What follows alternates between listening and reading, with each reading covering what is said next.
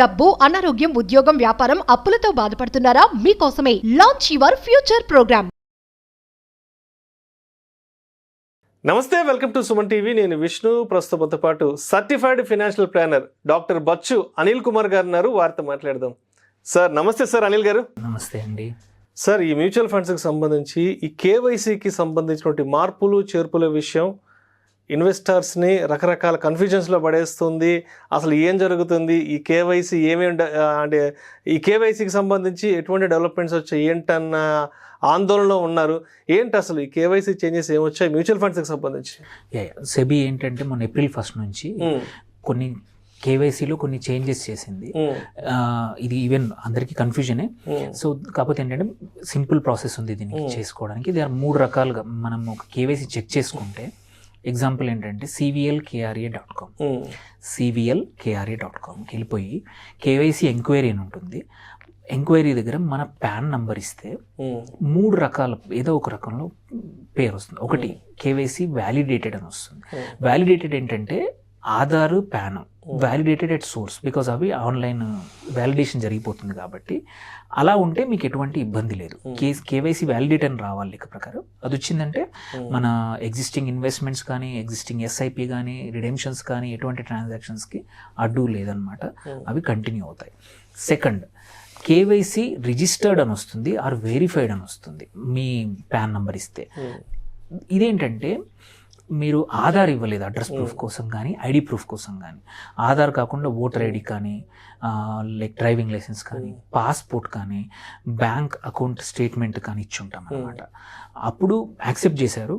But ఇప్పుడు ఏంటంటే దాంతోపాటు వెరిఫికేషన్ నుంచి వ్యాలిడేషన్ కావాలని చెప్తున్నారు. కాబట్టి దీనికోసం చేయాల్సింది ఏంటంటే జస్ట్ సింపుల్ ఇవి అప్లోడ్ చేసేస్తే అప్డేట్ చేసుకోవచ్చు అనమాట. ఇది కేవైసీ రిజిస్టర్డ్ వెరిఫైడ్ చేస్తే. సో దీంట్లో మనకి పెద్దగా చిన్న చేంజెస్ ఉంటాయి. బట్ వేరే థర్డ్ ఉంది, కేవైసీ ఆన్ హోల్డ్ అని. ఇది ఆన్ హోల్డ్ ఏంటంటే దీనివల్ల మన కొత్త ఎస్ఐపి ట్రాన్సాక్షన్స్ జరగవు. వేరే ఇంకొకటి, కేవైసీ రిజిస్టర్డ్లో ఎగ్జిస్టింగ్ నడుస్తూ ఉంటాయి. ఇప్పటివరకైతే ఎప్పటివరకు అని చెప్పలేదు. సో ఎగ్జిస్టింగ్ ఇన్వెస్ట్మెంట్స్ అవన్నీ నడుస్తాయి. But it is high time మీది కేవైసీ రిజిస్టర్డ్ కానీ వెరిఫైడ్ ఉంటే దాన్ని వ్యాలిడేషన్ చేయించుకోవాలి బై యాడింగ్ మన ఆధార్ నెంబర్ ఇచ్చేసి వ్యాలిడేషన్ చేసుకోవడము. ఈమెయిల్, ఫోన్ నెంబర్ కూడా వ్యాలిడేట్ చేసుకోవాలి. వేరేస్ థర్డ్ది ఏదైతే చెప్పాను, కేవైసీ ఆన్ హోల్డ్ ఉంటే మాత్రం మన డబ్బులు విత్డ్రా చేసుకోలేము, కొత్తగా ఇన్వెస్ట్ చేయలేము, మన ఎగ్జిస్టింగ్ ఎస్ఐపీలు ఆగిపోతాయి. ఎస్ఐపీలు ఆగిపోతే ఏంటంటే బ్యాంక్స్ ఛార్జ్ చేస్తాయి. సో అదొక problem. 300-400 depends on the bank మనకి పెనాల్టీ లాగా వేస్తాయి అన్నమాట. సో అందుకోసం తొందరగా యాక్ట్ చేసి దీనికి ఏంటంటే రీకేవైసీ. సో దీనిలో కూడా మొబైల్ నంబరు వెరిఫై చేయాలి, ఈమెయిల్ ఐడి వెరిఫై చేయాలి, మన ఆధార్, పాన్ కూడా ఫ్రెష్గా కేవైసీ ఆన్లైన్ చేసుకోవచ్చు. సో దీన్ని కూడా క్యామ్స్ ఆన్లైన్లో కానీ, క్యామ్స్ అయితే ఏంటంటే మన నీ డీమ్యాట్ కాకపోతే, మ్యూచువల్ ఫండ్స్ డీమ్యాట్ కాకపోతే క్యామ్స్ ఆన్లైన్ ద్వారా, వెదర్ కార్వీద్ కానీ ఎటువంటి మ్యూచువల్ ఫండ్ అయినా సరే క్యామ్స్ ఆన్లైన్ ద్వారా మనం జస్ట్ మన కేవైసీ, రీకేవైసీ ఉంటుంది. మన పాన్ నెంబరు, ఆ డీటెయిల్స్ ఇస్తే, అది అప్లోడ్ చేయమన్న డీటెయిల్స్ అన్ని అప్లోడ్ చేస్తే, మన ఫోన్ నెంబర్, ఈమెయిల్ ఇస్తే అప్లోడ్ చేసుకోవచ్చు. అలా కాకుండా MF సెంట్రల్ అని ఉంది, MF సెంట్రల్ ద్వారా చేసుకోవచ్చు. సో ఇంకోటి NSDL అంటాం. సో NSDL ద్వారా కూడా ఏదైతే కొద్దిమందికి ఏంటంటే కొన్ని డీమ్యాట్ ద్వారా మ్యూచువల్ ఫండ్స్ ఇన్వెస్ట్ చేసి ఉంటారు. నాన్ డీమ్యాట్ ద్వారా చేసినా సరే NSDL ఒకే చోట చేసుకోవచ్చు. 3 వెబ్సైట్స్ ద్వారా మన కేవైసీ అనేది అప్డేట్ చేసుకోవచ్చు అనమాట.